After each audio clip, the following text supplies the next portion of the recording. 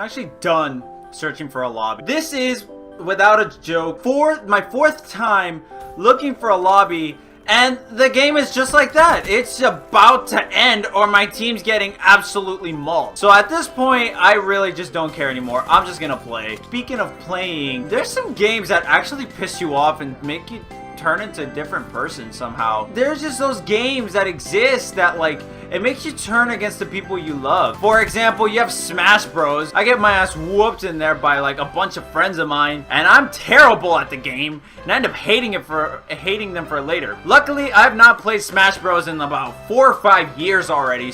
You know, that's something I'm not worried about anymore, because I just know how I'm gonna act whenever I play it, so I just don't try anymore. And a lot of the times also, some of those games turn out to be like board games or card games. Monopoly is by far one of the biggest ones that I know of that'll just instantly turn you against your friends, and it's just a big mess of a game. The game I had history with is Uno, which I'm pretty sure all of you have tried playing that game at one point in your life. And now the way that Uno actually made it so it really took an impact on me was that we legitimately played it every single day for lunch in my high school. It would be us friends, typical, you know, Mike, me, and everyone else there, and, you know, all our other buddies. We would all come together every single lunch period, eat, and then it would just be Uno. Like, we just straight up play it. Or we'd play, like, card games like Escape or Spoons or something. But most of the time it was Uno. It's not like everybody else would play it. We actually ended up, like, completely tricking out the game to something that was not it whatsoever. Like, we actually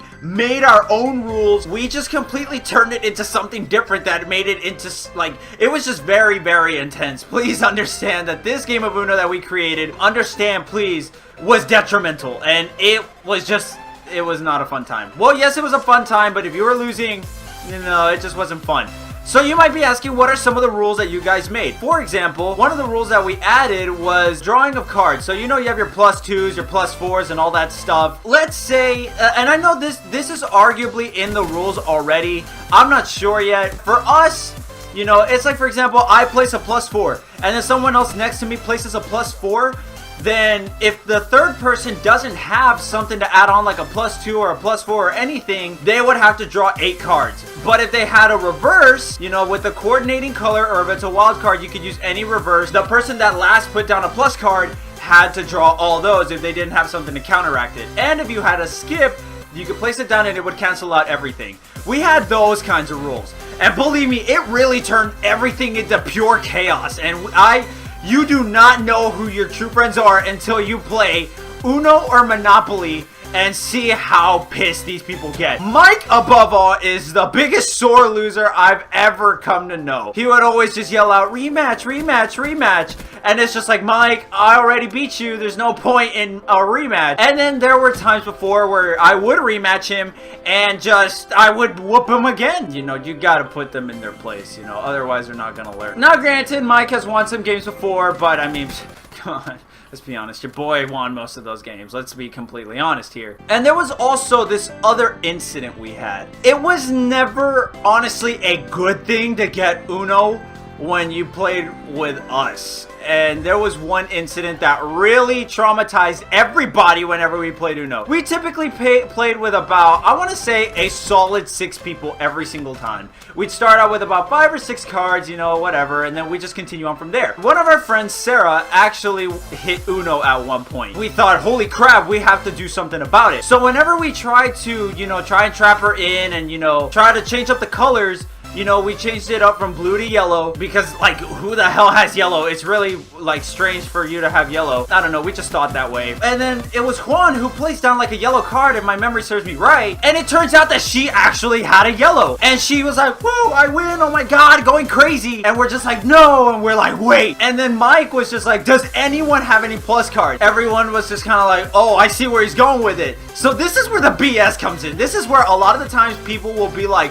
oh no, she already won, like there's no point in continuing. See, these were the rules that we added that made it so much BS. So then everyone starts adding a plus card. First Mike, then myself, then Juan, then Gabriel, then Kathy, and everyone's just placing cards until it went all the way around the table back to Sarah And just to say the least, she had to end up drawing 32 cards from the deck.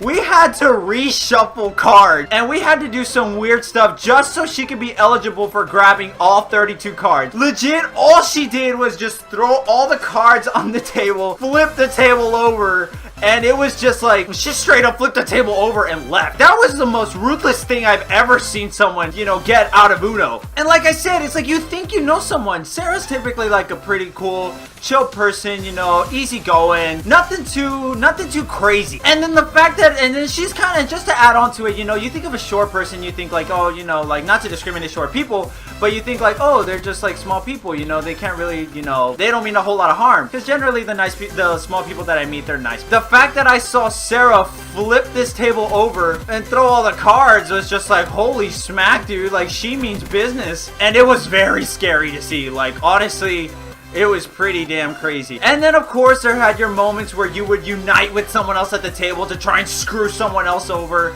It was insanely crazy. And Uno, by far, like, one of my craziest high school memories that I've ever had. Mainly because of all the things I was told. You would hit people in the pride whenever you'd get pissed off at them. You had your best friend, like I had Gabe right next to me, and I'd add a plus card because better you than me, right? And it was just completely detrimental. It was absolutely like, no, I really couldn't explain to you how bad it truly was to play. And of course, we've played Monopoly, we played Sorry, we played a whole bunch of other games, and we played Escape also. Escape was one of those that I'd play with my buddy Andrew all the time, and not gonna lie, I'd whoop his ass all the time because it's just Andrew, you know.